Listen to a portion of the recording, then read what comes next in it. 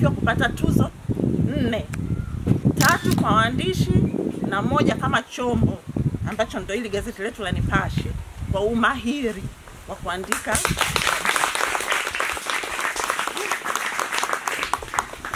Tulipata tuzo, tukasema hii tuzo hatuwezi kuishangilia au kuifurahia peke yetu. Ni lazima na wenzetu ambao wanatufanya sisi tuwepo sokoni mpaka leo tuwaonyeshe fadhila.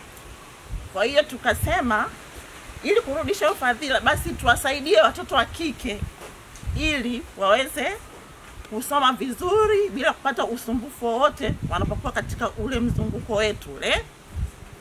Na hii hatusemi tu tunawasaidia watoto wa kike.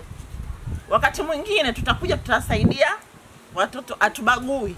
Tutawasaidia pia watoto wa kiume. Kwa hiyo wote tutafaidika na hiki tulichokipata. Utafiti unaonyesha kuwa 30% mpaka 40% ya wanafunzi kila mwaka wanakosa kuhudhuria masomo kwa sababu ya kuwa katika mzunguko ule wa hedhi.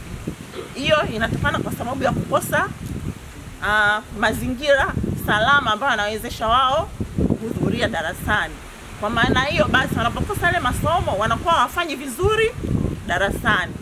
Kwa hiyo basi kwa zawadi hii ambayo tumewaletea itawasaidia nyinyi kuhudhuria masomo bila kukosa, ili na nyinyi mfanye vizuri na baadaye mje kuwa viongozi kama sisi. Si mnatuona sisi, mimi ni mhariri mtendaji, ni mhariri wa habari, wote ni wanawake. Na wanawake wanaposhika usukani, mwalimu mkuu si mnamwona? Mwanamke wanaposhika usukani hakuna kitu kinachotetereka. Kwa hiyo kwa haya machache naomba sasa tukabidhi zawadi zetu hizi.